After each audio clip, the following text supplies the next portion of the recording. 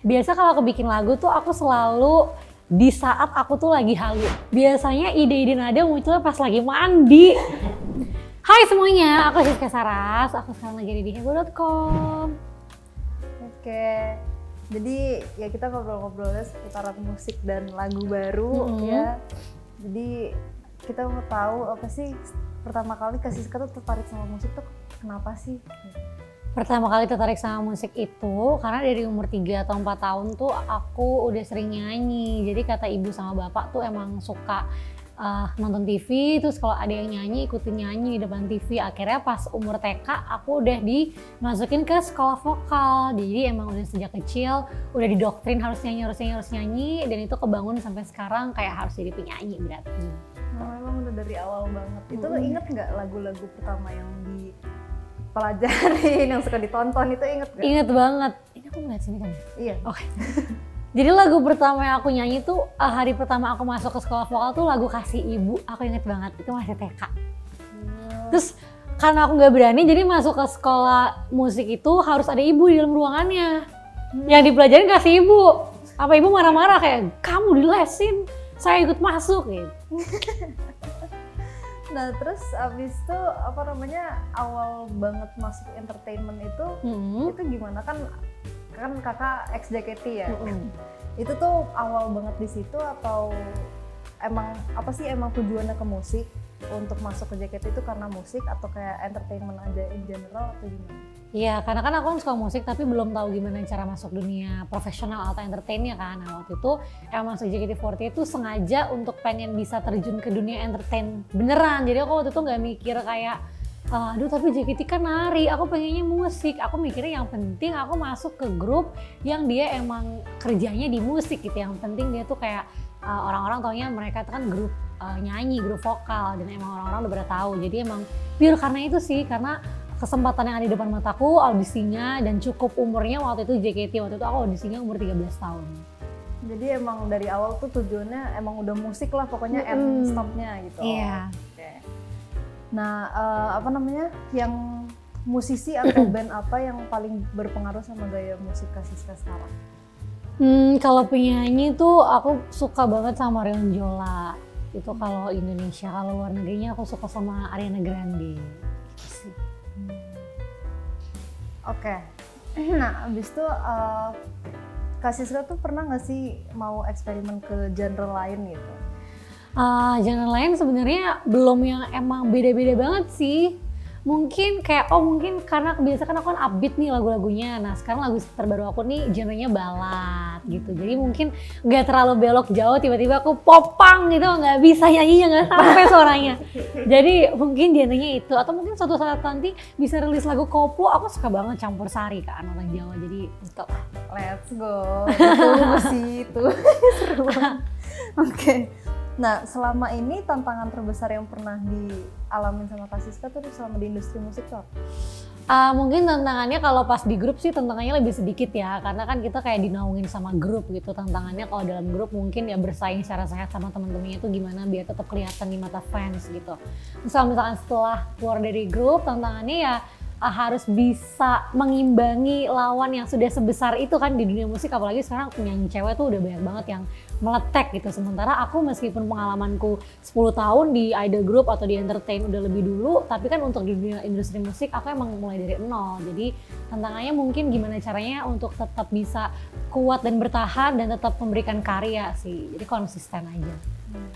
Balik-balik konsisten ya. Nah terus habis itu penting gak sih menurut Kak Siska itu kolaborasi sama musisi lain atau produser lain gitu? Penting sih menurut aku, karena kan kalau misalkan kita kolaborasi tuh secara dari pendengarnya bisa saling dengerin. Misalnya penyanyi itu bisa dengerin lagu kita, begitupun sebaliknya. Dan mungkin bisa memperluas link juga kan, kayak kita bisa tahu oh kalau musisi ini dia bisa biasanya kerja sama siapa gitu sih. Itu penting menurut aku. Nah Kak Siska tuh bisa alat musik apa aja sih? Kecekan ya. Alat musik loh, itu shaker loh. Kalau nggak itu nggak asik di perkusi. Iya tapi emang kalau misalkan yang aku mainin banget aku belum ada yang bisa. Waktu itu sempat belajar piano cuma nggak lanjut. Terus belajar gitar cuma bisa 5 chord lah ya gitu. Jadi itu sih. Lumayan mungkin lebih nanti basic ya. Iya, tapi nanti aku pengen sih belajar. Tapi sebenarnya lebih suka nyanyi aja. Tapi kalau misalnya mau main alat musik tuh tertarik alat musik apa? Mungkin piano ya. Karena nggak bikin rusak kuku deh kayaknya. Kalau gitar kita harus pendek kukunya kan, nggak bisa nail art. Betul, betul banget itu. Oke. Gimana proses Kak Siska ngebuat lagu? Kayak ada ritual khususnya nggak? Itu kita ke gunung. Enggak, ritual khususnya apa ya? Biasa kalau aku bikin lagu tuh aku selalu di saat aku tuh lagi halu. Maksudnya halunya bukan yang gimana-gimana ya. Jadi harus di saat kayak imajinasiku tuh lagi on. Gak bisa kayak tiba-tiba lagi mengerjakan sesuatu tiba-tiba bikin lagu, nggak bisa tuh. Bisa aku harus kayak lagi di awang-awang gitu, terus aku mikir oke, bikin lagu tentang apa ya. Terus aku tulis dulu nih ceritanya gimana, jalan ceritanya, abis ini gue mau dia ketemu, terus gue mau dia sakit hatinya karena apa gitu. Nah abis itu baru aku susun lirik, abis susun lirik baru aku cari nada. Tapi biasanya aku seringnya itu nada dan lirik bersamaan gitu. Jadi kayak nggak bisa, jadi kayak langsung dinyanyiin gitu. Oke, jadi itu kan lebih ke imajinasi ya, tapi kalau pengalaman pribadi gitu ada nggak? Maksudnya ada. Atau disandingkan juga atau gimana? Laguku yang terbaru ini dari pengalaman pribadi juga sih, yang terbaru sama ini gitu. Jadi lebih enak gitu apa bikinnya. Lebih relate, lebih lancar, otaknya encer tiba-tiba dia. Berarti nggak ada tempat khusus atau apa biar lancar nadanya? Biasanya ide-ide nada munculnya pas lagi mandi. Sumpah, jadi aku tuh kadang aku lagi ngerasa, aduh nih misalkan aku lagi mandi, tiba-tiba aku senandung, bagus lagi. Aku langsung pakai andung, terus aku ambil iPad aku rekam jadinya selama nyanyi. Jadi pas aku dengerin ulang, ada suara shower, ada suara aku nyanyi, jadi kayak apa sih nada yang gue bikin gitu.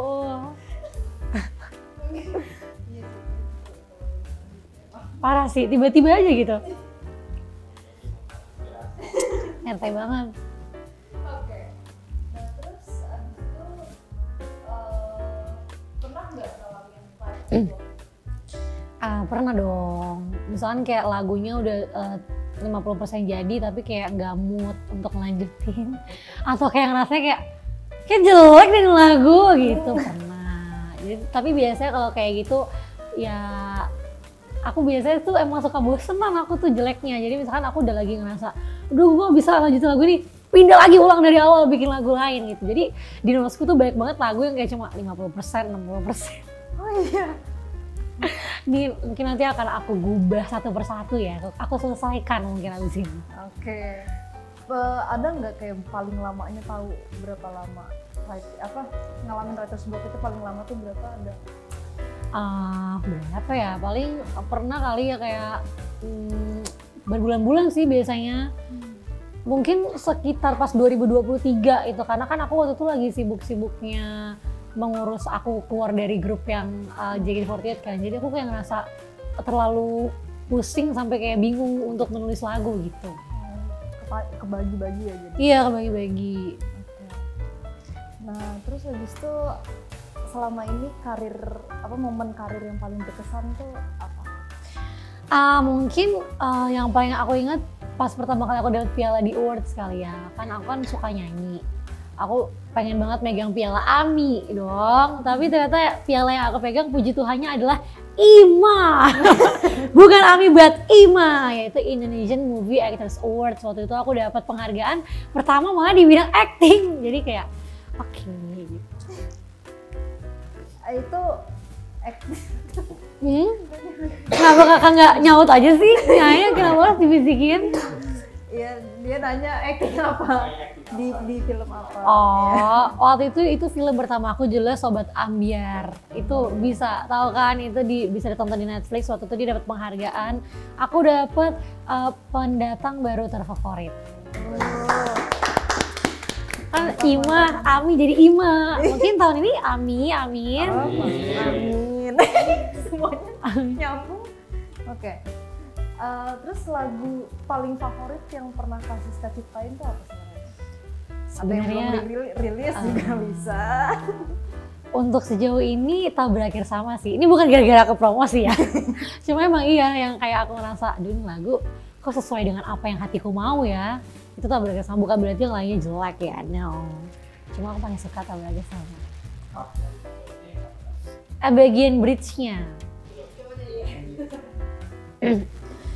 Jujur masih ada sedikit di hatiku yang berharap kita kembali bersama lagi.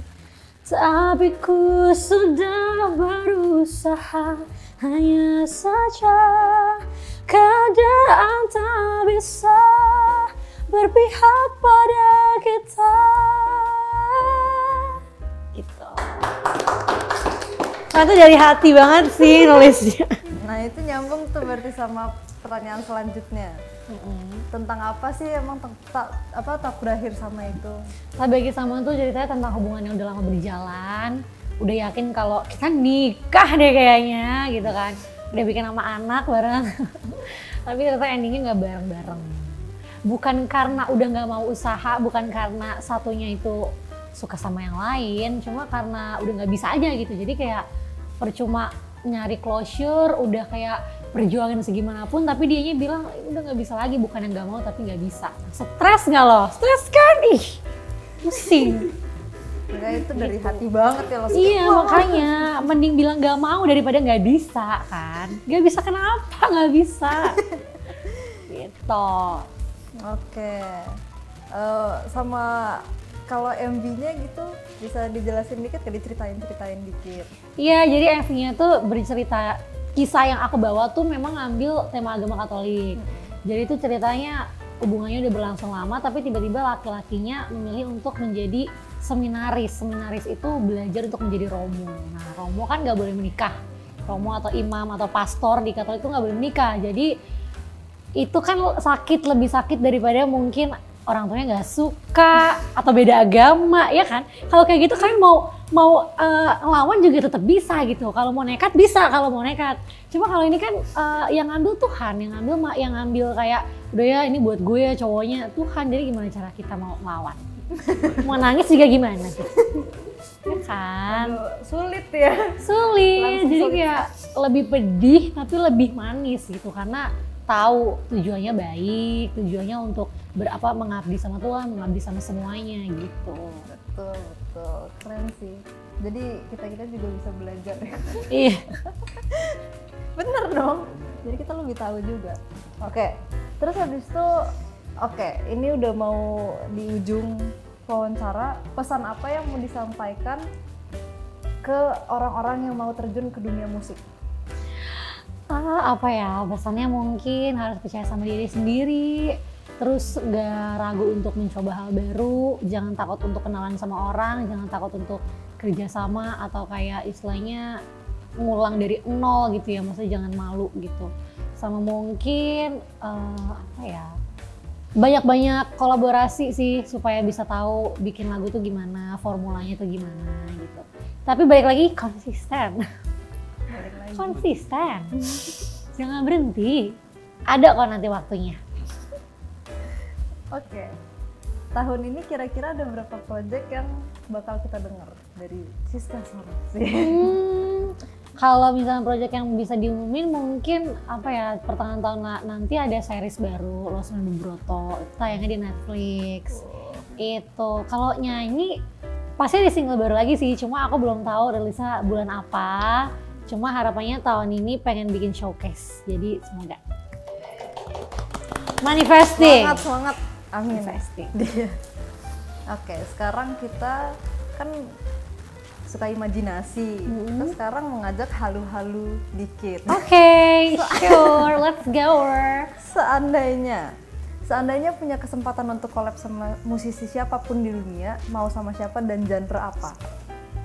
Aduh, Marion Jola lagi, semua interview aku jawabnya Marion Jola. Kalau gue nggak collab sih keterlaluan. Marion Jola sih, genrenya centil dong ya kali. Kita udah siap menggantikan Dua Maya. Masih ada nggak sih? Ya itulah pokoknya. Udah mungkin udah kurang aktif kan, kita yang gantikan. Ditunggu sekali.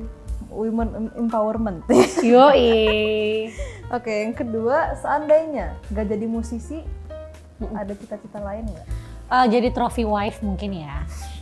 Kayak kita realistis aja ngejadi musisi, ya udah jadi istri pejabat gitu. Enggak jangan pejabat deh. Kayak pengusaha gitu. Fair.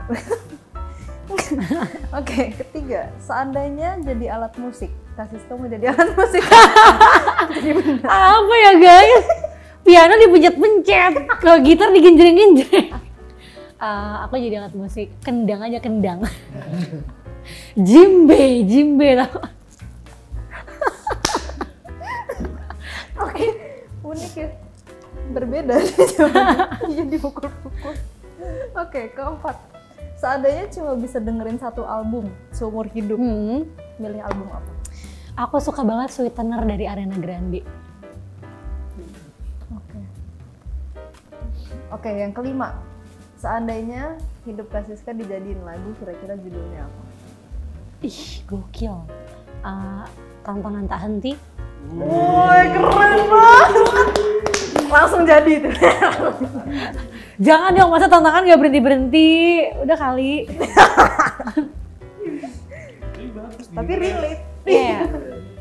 Menanti dia. Jangan dong, masa nanti terus juga dia. Oke.